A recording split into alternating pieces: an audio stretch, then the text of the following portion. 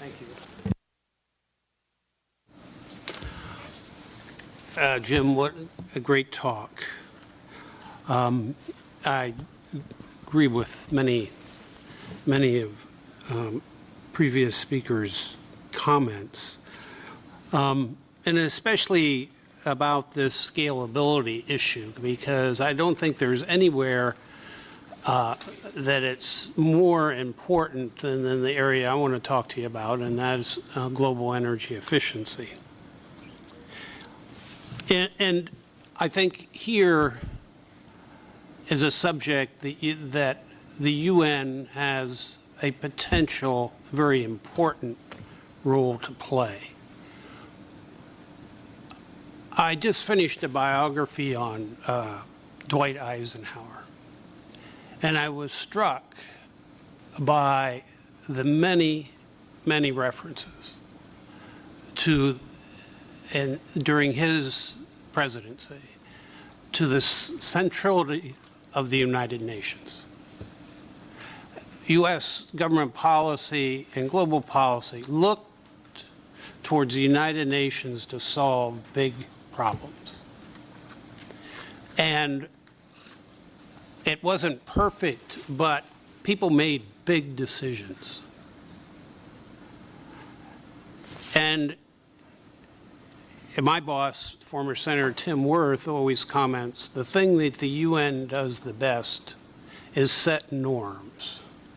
And there is a huge need for setting norms in the area of energy efficiency and developing a global capacity. There is no UN energy agency on energy. None. Yet, you will not accomplish any millennium goal without focusing on energy. What's the largest energy resource in the United States?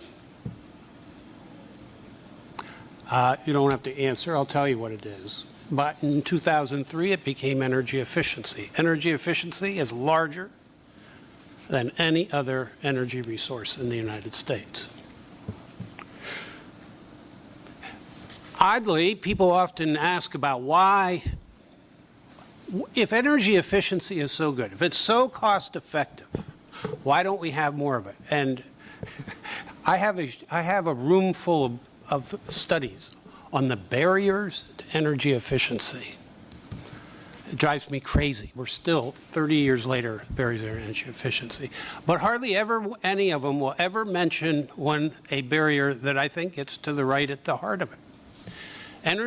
All energy resources are delivered to you by large institutions specifically set up in a business model to deliver it to you.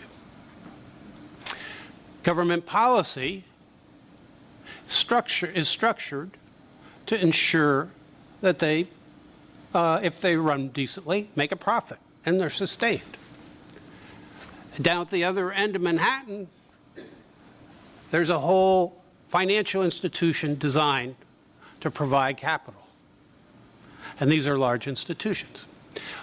Energy efficiency, which has made great gains, is the only energy resource that we expect homeowners and small business people to deliver.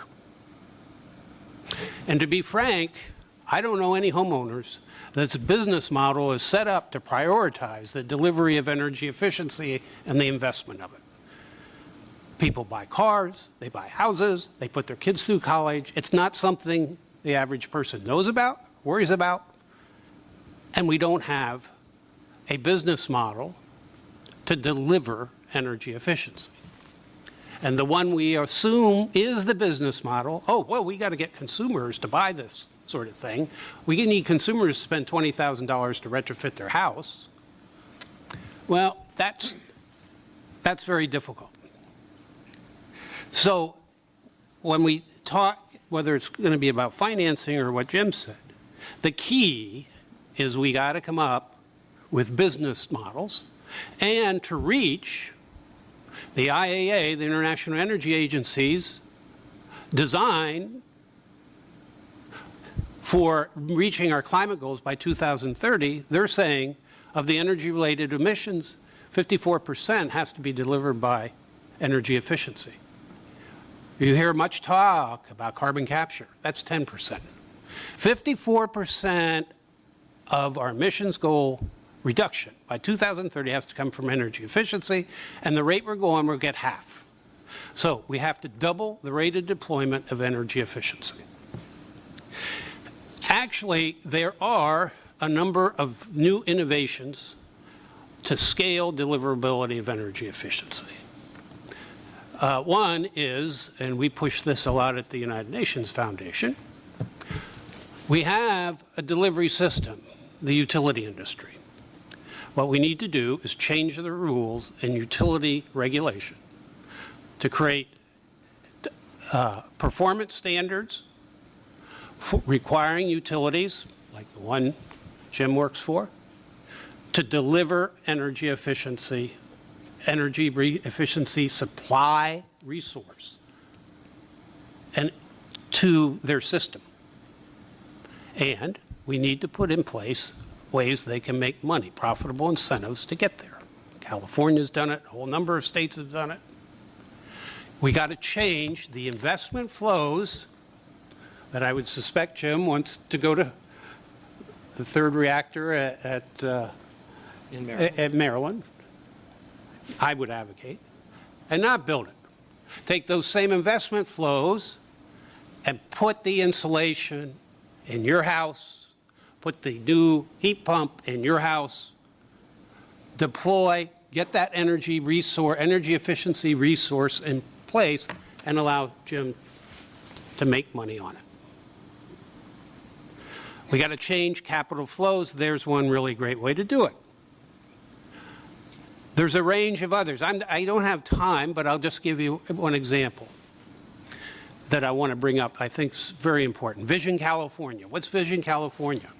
Schwarzenegger has set up a new agency. All agencies are members of it. There's a huge analytical database, and they're going to start planning. All California decisions will be made on using this to minimize carbon investments. What's that going to be doing? That's going to be putting in a lot of public transportation. It's going to change zoning. It's not just about technology. In their plan, 1/3 of the transportation emissions reduction comes from higher efficiency cars. 2/3 comes from lowering vehicle miles traveled. You can't get there just by changing out a light bulb. It's much bigger than that. I would just mention some very encouraging signs. There's many other, by the way, options on business models. But one of the most exciting things that has happened in the last 2 years is the revolution that's happened throughout the world in senior policymakers' awareness and understanding of the need to deploy energy efficiency. Most dramatically in China, and now increasingly in India. I sat in Mexico City with the deputy of their utility, South African utility, and had a long conversation.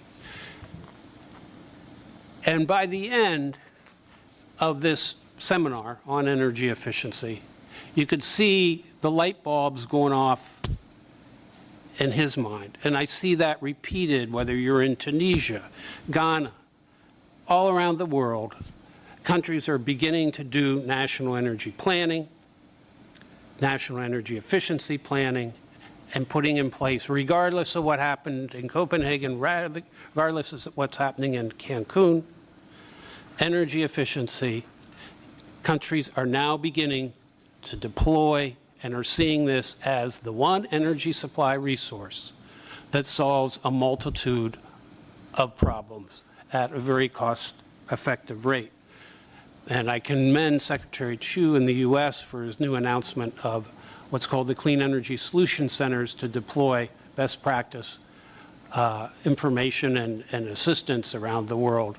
And we at UN Foundation are working hard to involve the United Nations in as a branding and major deliverer of that effort. So I've run out of time. This is an abbreviated speech I gave in London 2 days ago that lasted 45 minutes. So you got some. Thank you. I calmed myself down.